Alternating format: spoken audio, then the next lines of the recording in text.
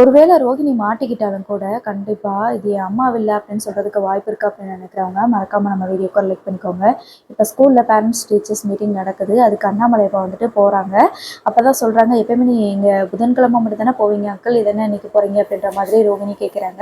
அதுக்கு ஆமாம்மா இன்னைக்கு பேரண்ட்ஸ் டீச்சர்ஸ் மீட்டிங் இருக்குது, அதுக்கு தான் போறேன் அப்படின்ற மாதிரி சொல்றாங்க. ஏற்கனவே கிறிஷு கிட்ட வந்துட்டு ரோகிணி பேசியிருப்பாங்க.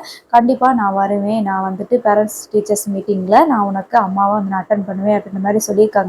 அப்போ இவங்களுக்கு ஒரே பதட்டமாகி போச்சு. ஐயோ பேரண்ட்ஸ் டீச்சர்ஸ் மீட்டிங் வேறலாம் இருக்கு, இவங்க போனாங்கன்னா கண்டிப்பாக பார்த்துருவாங்களே அப்படின்னு சொல்லிட்டு ரோஹிணி வந்து பயந்துட்டு இருக்கிறாங்க.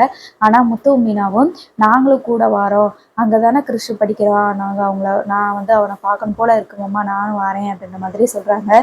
சரிம்மா வாங்க அப்படின்னு சொல்லிட்டு இப்போ 3 பேர் கிளம்பி ஸ்கூலுக்கு போகிறாங்க. இப்போ ரோஹிணி வந்துட்டு அவங்க அம்மாவுக்கு கால் பண்ணி நான் இந்த மாதிரி அவங்க வந்துட்டாங்க, நீங்கள் இன்றைக்கி ஸ்கூலுக்கு போக வேண்டாம், முத்து மீனா வேறு வராங்க அப்படின்ற மாதிரி சொல்கிறதுக்காக கால் பண்ணுறாங்க. ஆனால் அவங்க அம்மா வந்துட்டு கால் எடுக்கலை, ஸ்கூலுக்கு போயிடுறாங்க. ஸோ அங்கே இருக்கிற சத்தத்தில் வந்துட்டு அவங்களால ஃபோன் அட்டன் பண்ண முடியல. இப்போ முத்து மீனாவும் அங்கே போனதுக்கப்புறமா கிறிஷா வந்து மீனை பார்க்குறாங்க.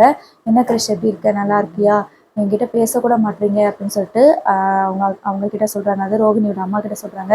சாரிம்மா, நான் வந்து அன்றைக்கி கேட்கக்கூடாது கேட்கல, ஆனால் நாங்கள் கேட்டிருந்தது உங்களுக்கு கஷ்டமாக இருந்துச்சுன்னா என்னை மன்னிச்சிருங்க அப்படின்ற மாதிரி சொல்கிறாங்க. அதுக்காக பார்க்கக்கூடாது பேசக்கூடாதுன்னெலாம் சொல்லியிருக்கீங்க, சரி உங்கள் பொண்ணு ஃபாரின்லேருந்து வந்துட்டாங்களாமே, இப்போ வரலையாம்மா, பேரண்ட்ஸ் டீச்சர்ஸ் மீட்டிங் வைக்கிறாங்க வரலையா ஸ்கூலுக்கு அப்படின்ற மாதிரி கேட்குறாங்க. இல்லைம்மா அவளுக்கு ஒரு வேலை வந்துருச்சு அதனால போயிட்டா, அதனால தான் நான் கூட்டிகிட்டு வந்திருக்கிறேன், அதான் எல்லாமே நான் தானே பார்த்துக்கிறேன், அதனால் இதையும் நானே பார்த்துக்கிறேன் நீ போ அப்படின்னு சொல்லிட்டு அவள் வேலைக்கு போயிட்டாமா அப்படின்ற மாதிரி சொல்கிறாங்க.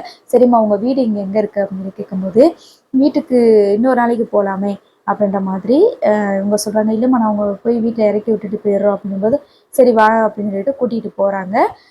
யாருன்னா ரோகிணியோட அம்மா வந்துட்டு அவங்க வீட்டுக்கு இப்போ பார்த்து வச்சிருக்கிற வீட்டுக்கு கூட்டிகிட்டு போகிறாங்க.